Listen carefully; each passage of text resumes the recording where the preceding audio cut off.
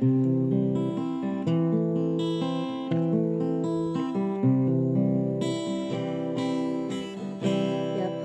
sensar nang siyang goron kere mukjat tong mase yapang sensar nang siyang goron kere mukjat tong mase hakete guthurke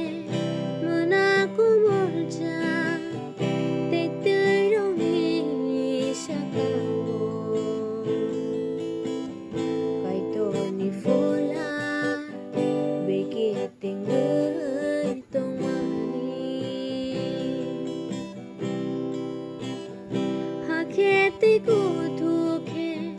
mana ku bolja te te rong hi sakau kai to ni fola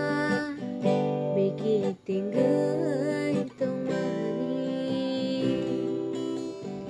ya fang go sensar nang shang go ron kere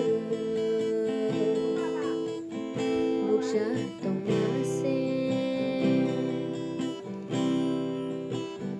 hake kai tor por ang di hanui shaka hake por ang ka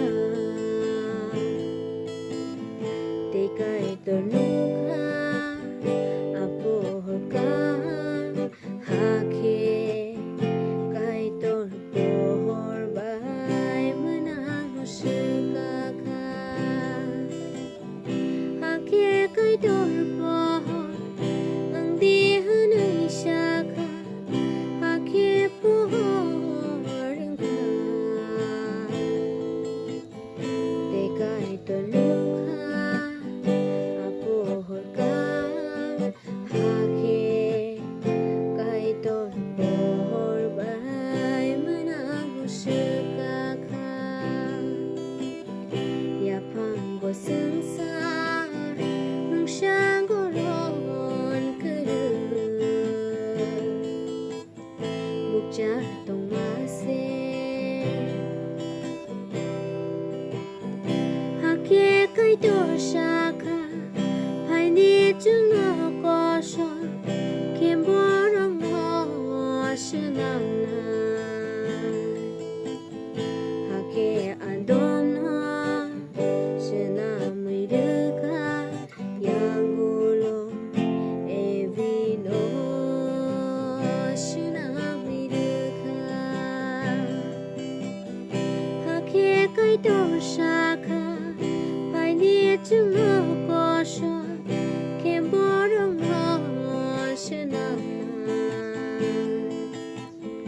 hake andon no shinamirka yangulo evino